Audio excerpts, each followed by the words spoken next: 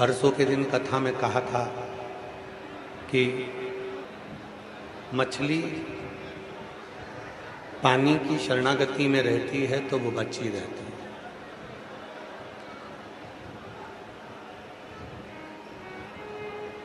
कितना भी बारिश हो, कितनी भी लहरें चले, कितना भी जल बरसे, कितनी भी बाढ़ आए, कितना भी तूफान आए, मछली पानी की शरण में जब तक है तब तक वो बची है।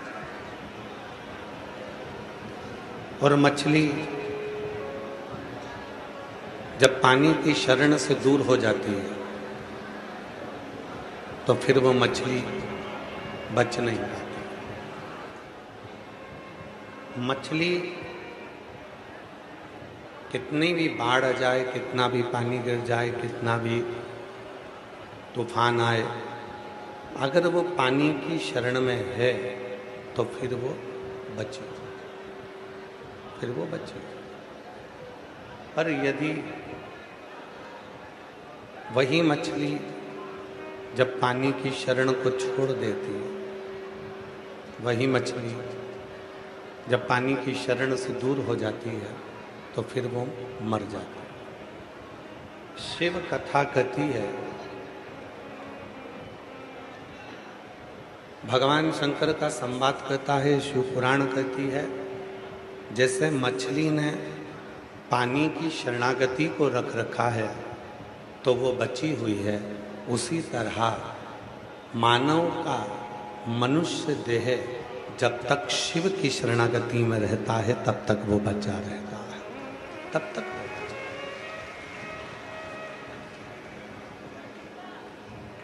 ये मानव का देह, ये मानव का शरीर जब तक माता, पिता, गुरु और शिव इनकी शरणागति में जब तक है तब तक वो बचा, तब तक वो श्रेष्ठ है। एक माता रूपी पूंजी,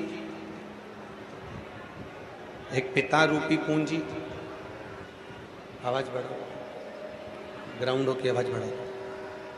माता रूपी पूंजी, पिता रूपी पूंजी, गुरु रूपी पूंजी और एक शिव रूपी पूंजी। ये वो पूंजियां हैं। इधर वाले पंडाल की आवाज बढ़ा दे बेटा, इधर वाले पंडाल की आवाज बढ़ा। ये वो पूंजियां हैं जिन पूंजी में हम अपने जीवन की सार्थकता को सिद्ध कर सकते हैं।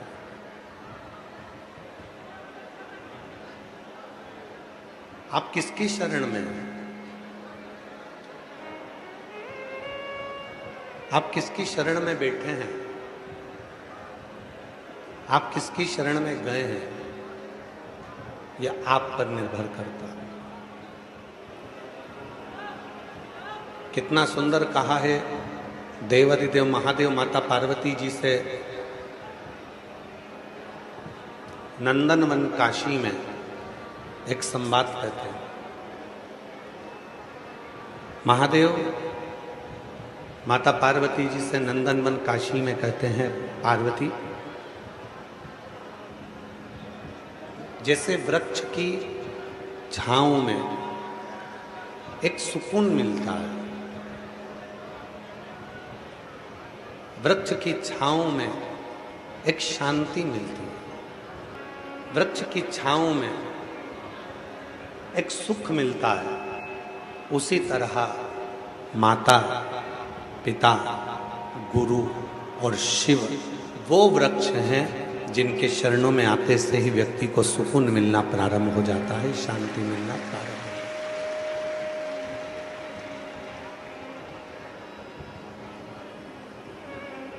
है। ये जीवन का सबसे बड़ा सुख है, ये जीवन का सबसे बड़ा आनंद है कि हम उस महादेव की शरणागति में बैठे हैं जिन महादेव के चरणों में सभी आकर बैठते हैं। आज अधिक मास की शिवरात्रि है और अधिक मास की शिवरात्रि के इस पवित्र अवसर पर पूरा विश्व भगवान शंकर का रुद्राभिषेक शाम को 7 बजे ऑनलाइन आस्था चैनल पर करेगा। पहले हम भी इस पंडाल में ही अभिषेक कर रहे थे, पर कल प्रशासन के कुछ लोगों ने कहा धर्मेंद्र जी से कि यहाँ से जाते समय भक्तों की भीड़ इतनी हो जाती है कि ट्रैफिक जाम हो जाता है, तो वहाँ से जाकर वापस आना और फिर यहाँ अभिषेक करना बहुत कठिन हो जाएगा। 7 बजे गुरुजी यहाँ पहुँच नहीं पाएंगे, इसलिए आप सब एलईडी के माध्यम से अभिषेक करेंगे और हम जहाँ ठहरे हैं उसी कमरे में से अभिषेक करेंगे, जिससे आप लोगों को उसका दर्शन होगा और आप ऑनलाइन उस अभिषेक से जुड़ेंगे।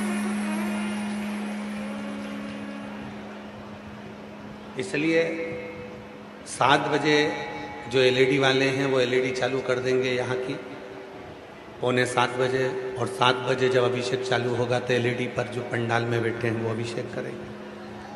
आप सब जो टीवी पर हैं, मोबाइल पर हैं, देश विदेश में हैं, वो सब ऑनलाइन अपने अपने घर पर बैठकर अभिषेक का लाभ लेंगे और अभिषेक करेंगे। तेरी कृपा बिना न हिले एक भी अणु, लेते हैं श्वास तेरी कृपा से तनु तनु। बखान क्या करूं मैं लाखों के ढेर का, चपटी भभूत में है खजाना कुबेर का। हे गंगाधर मुक्ति द्वार ओंकार तू, भोले ओंकार तू, आयो शरण तिहारी शंभु तार। तो किसकी शरणागति में हम बैठे? वृक्ष का बीज मिट्टी की शरणागति में रहता है। वृक्ष का बीज मिट्टी की शरणागति, मछली पानी की शरणागति में, पानी समुद्र की शरणागति में, समुद्र पृथ्वी की शरणागति में। हम किसकी शरणागति में? ये मानव देह जो मिला है, मानव का शरीर मिला है, तो कहा एक माँ, दूसरा पिता, तीसरा गुरु, चौथे नंबर पर शिव। जब हम महाकाल बाबा की, भगवान शिव की, विश्वनाथ की, स्वयं बनखंडी नाथ की, स्वयं बालेश्वर महादेव की शरणागति को ग्रहण करते हैं, तो निश्चित है कि हमारे जीवन में एक सुख का अनुभव होना प्रारंभ हो जाता है, हमारे जीवन में एक आनंद का अनुभव होना प्रारंभ हो जाता है। हम किसकी शरणागति में? बाहर की आवाज खोलिए, प्रेशर नहीं, अंदर और बाहर दोनों। हम किसकी शरणागति में बैठे?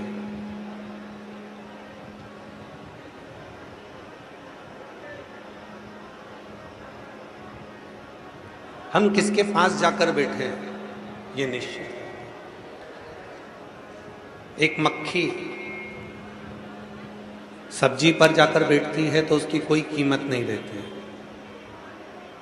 एक मक्खी शक्कर पर जाकर बैठी तो उसकी कोई कीमत नहीं होगी। एक मक्खी फल पर जाकर बैठी तो उसकी कोई कीमत नहीं होगी। पर वही मक्खी उड़कर गई और कहीं सोना तुल रहा था, हीरा तुल रहा था, और उस हीरे पर जाकर मक्खी तुलते हुए, तराजू पर रखे हुए हीरे पर जाकर तराजू पर रखे हुए हीरे पर जाकर यदि मक्खी बैठ जाती है, तराजू पर रखे हुए हीरे पर जाकर यदि मक्खी बैठ जाती है तो निश्चित है कि मक्खी की कीमत बढ़ जाती है। निश्चित है मक्खी की कीमत बढ़ जाती है। सब्जी पर बैठी कोई कीमत नहीं, फल पर बैठी कोई कीमत नहीं, किराने की दुकान पर मक्खी बैठी कोई कीमत नहीं थी। पर वही मक्खी जब हीरा तुल रहा है और हीरे पर जाकर बैठ जाती है तो मक्खी भी हीरे की कीमत की हो जाती है। उसी तरह जब हम आप शिव के चरणों में जाकर बैठ जाते हैं तो एक कीमत वाले हो जाते हैं।